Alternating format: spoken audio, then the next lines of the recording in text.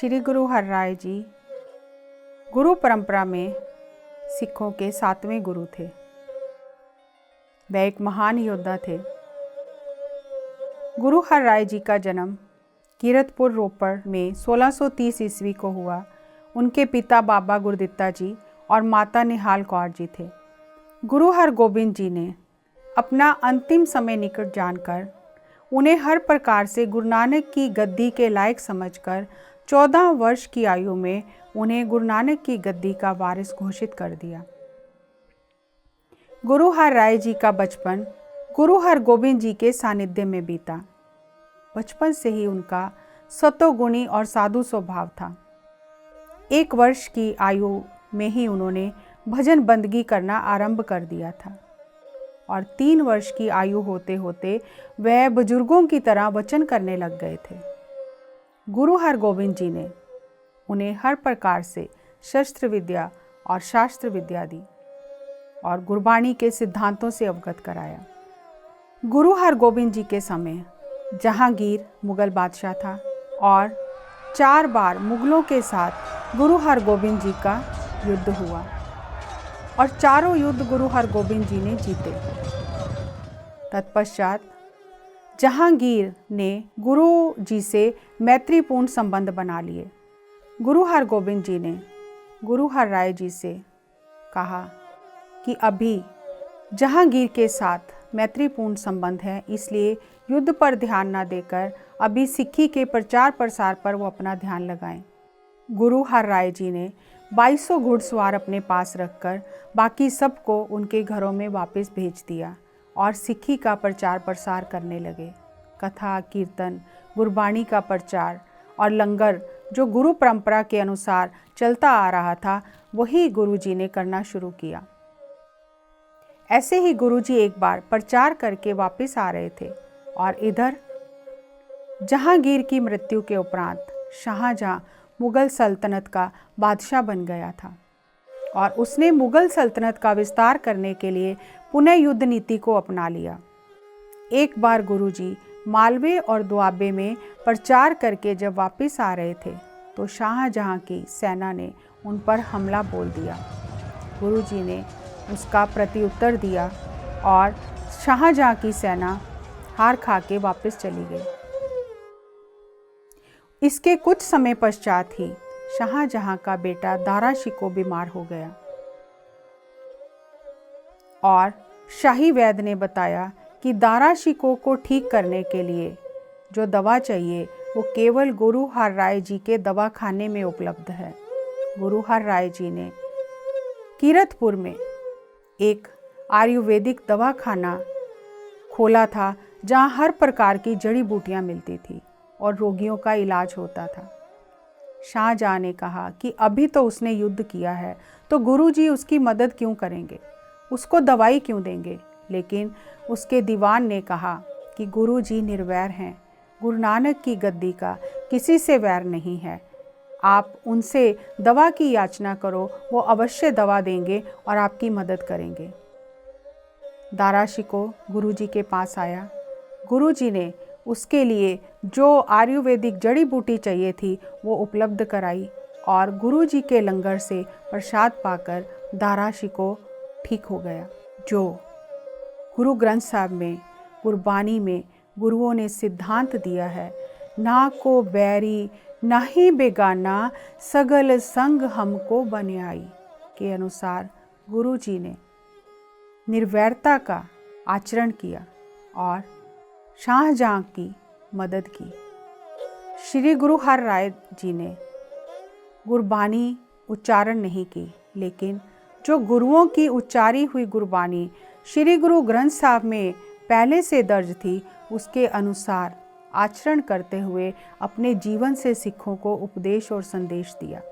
सिखों ने एक बार गुरुजी के आगे प्रश्न किया कि गुरुजी, हम गुरबानी तो पढ़ते हैं लेकिन हमें उसके अर्थ समझ नहीं आते, तो इस तरह से गुरबानी पढ़ने का क्या लाभ है।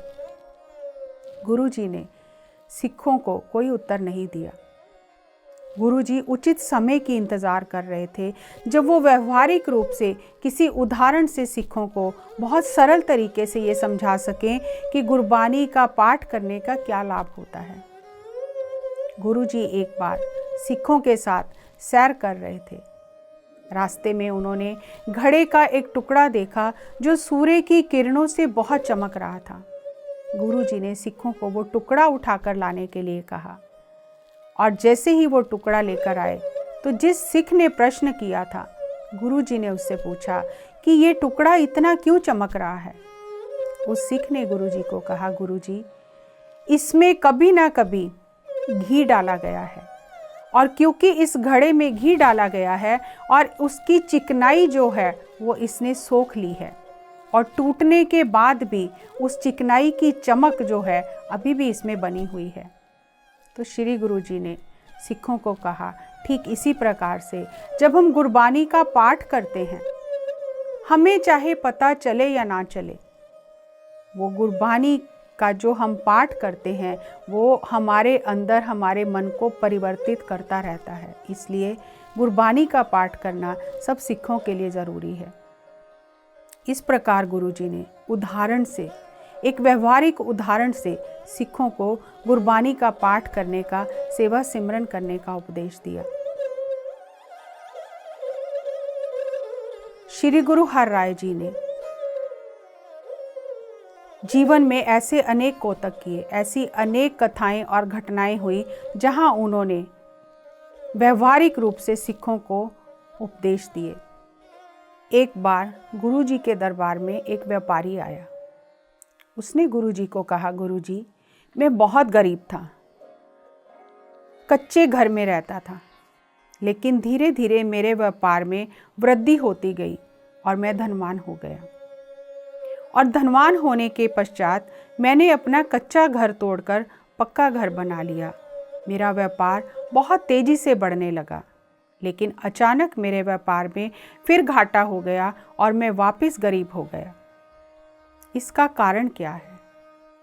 गुरुजी ने अपनी अंतर्दृष्टि से देखकर उस सिख को बताया कि जब वह कच्चे घर में रहता था, उस समय उसके कच्चे घर में एक पक्षियों का जोड़ा रहता था। उन्होंने अपना घोंसला बनाया हुआ था। उन पक्षियों ने देखा कि हमने इस सिख के घर में आश्रय लिया हुआ है, लेकिन ये अपने हाथ से कुछ भी दान पुण्य या भले का काम नहीं करता, किसी की मदद नहीं करता, तो हम क्यों ना इसकी मदद करें। तो वो रोज उसके घर से अनाज के कुछ दाने ले जाकर गुरु हर राय जी के लंगर में डाल देते थे। और धीरे धीरे क्योंकि उसके घर से अनाज गुरु के लंगर में जा रहा था, तो इसके व्यापार में वृद्धि होनी शुरू हो गई। और जब ये धनवान हो गया, इसने अपना कच्चा घर तोड़ दिया और पक्का घर बना लिया, तो उन पक्षियों का घोंसला भी टूट गया और वे पक्षी उदास होकर कहीं और चले गए। और जब पक्षी कहीं और चले गए, क्योंकि ये अपने हाथों से कुछ भी भलाई का कार्य नहीं करता था, दान पुण्य नहीं करता था, तो धीरे धीरे वापस से व्यापार में घाटा होना शुरू हो गया और ये फिर गरीब हो गया। जब गुरुजी ने उसे ये कारण बताया तो उसे ज्ञान मिला और उसके साथ साथ गुरुजी ने सारी संगत को उपदेश दिया कि सिख को अपनी आमदनी का 10वां हिस्सा गुरु कार्य के लिए, आध्यात्मिक कार्य के लिए, मदद के लिए, दूसरों की मदद के लिए निकालना चाहिए। थोड़ा थोड़ा धन जब हम निकालते रहते हैं तो वो कभी बहुत बड़े कार्य में सहयोग देता है। इसलिए दसवंध की दान की महिमा बताते हुए गुरुजी ने कहा कि हर एक सिख का ये धर्म है कि वो अपनी आमदनी में से 10वां हिस्सा गुरु कार्य के लिए अलग करता रहे। द्वाबे में अकाल के समय गुरुजी ने अपने खजाने से दुखियों को अनाज दिया, कुएं खुदवाए, उनकी मदद की और सिखों को कहा कि ये जो थोड़ा थोड़ा दसवंध आप इकट्ठा करके गुरु के खजाने में डालते हो, ये कितने लोगों की सहायता करता है, ये मुसीबत के समय कितने लोगों की मदद करता है। इसलिए हर सिख का धर्म है कि उसे दसवंध निकालना ही चाहिए। श्री गुरु नानक देव जी से लेकर 10 गुरुओं तक गुरुओं ने सिखों को दसवंध निकालने का उपदेश दिया है कि दसवंध वो गुरु कार्य में खर्च करें।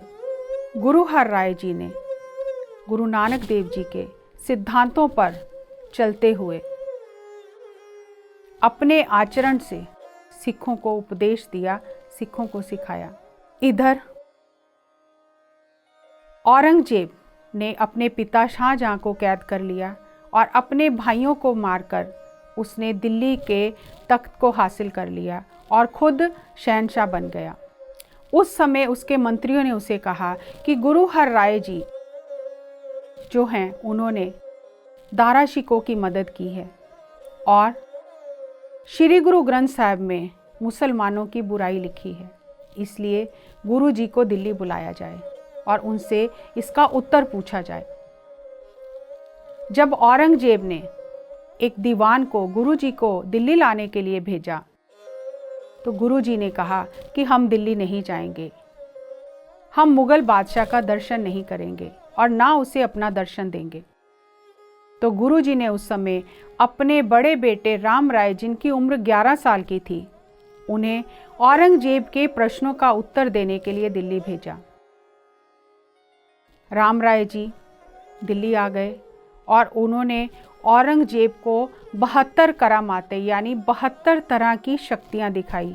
उनके अंदर बहुत शक्तियां थी और औरंगजेब उनकी शक्तियों से बहुत प्रभावित हुआ और उसने उन्हें बहुत उपहार दिए, उन्हें शाही सम्मान दिया। और जब औरंगजेब ने राम राय जी से ये पूछा कि श्री गुरु ग्रंथ साहिब में जो मुसलमानों के बारे में लिखा गया है, मिट्टी मुसलमान की पेड़े पे कुम्यार, खड़ पांडे इट्टा किया, जल्दी करे पुकार, तो ये मुसलमानों की बुराई लिखी गई है। राम राय जी ने इसका सही अर्थ ना बताकर उनके मन में भय उत्पन्न हुआ। उस औरंगजेब के शाही प्रभाव में आकर उन्होंने ये कह दिया कि नहीं, गुरु नानक देव जी ने मिट्टी बेईमान की कहा है, ये गलती से मुसलमान की लिखा गया है। तो बात तो औरंगजेब के सामने ख़त्म हो गई, लेकिन जब गुरु हर राय जी को इस बात का पता चला तो उन्होंने सिक्खी की परंपरा और सिद्धांतों को और गुरुओं की बानी को पलटने के कारण राम राय जी का त्याग कर दिया। और जब उन्हें ये ज्ञात हो गया कि अब उनका अंतिम समय आ गया है, तो गुरु नानक देव जी की बनाई हुई परंपरा की जो गद्दी के लायक होगा उसे ही गद्दी दे दी जाएगी, जो सिद्धांतों पर चलेगा, जो मानवता का कल्याण करने का जिसमें हृदय है, उसी को गुरु नानक की गद्दी का वारिस बनाया जाएगा। तो गुरु हर राय जी ने गुरु हर कृष्ण जी, जो छोटे बेटे थे, जिनकी उम्र केवल 4.5 साल या 5 साल के करीब थी, उन्हें गुरु नानक की गद्दी का वारिस घोषित कर दिया और उन्हें 8वें गुरु नानक के रूप में सिख संगत को आदेश दिया कि ये 8वें गुरु नानक हैं। सिद्धांतों का पालन करते हुए गुरु जी ने जो लायक था, जो उस काबिल था, उसी का चुनाव किया, जो गुरु घर की शुरू से ही परंपरा रही थी। साहिब श्री गुरु हर राय जी के प्रकाश पुरब पर हम सभी उनके जीवन से, उनके उपदेशों से शिक्षा लेकर अपने जीवन को सिद्धांतों के अनुसार जिएं। इस अवसर पर सभी को हार्दिक बधाई हो। गुरु हर राय जी के जीवन, उपदेश और शिक्षाओं को अपने जीवन में धारण करके सिद्धांतों पर चलकर हम भी अपने जीवन को धन्य बना सकते हैं। गुरुओं के जीवन और गुरबाणी को जानने के लिए आप PMC हिंदी चैनल को सब्सक्राइब करें। अपने मित्रों और रिश्तेदारों को भी सब्सक्राइब करने के लिए कहें। घर बैठे बैठे आप गुरुओं के ज्ञान का लाभ ले सकते हैं। इस प्रकाश पुरब के अवसर पर आप सबको हार्दिक बधाई।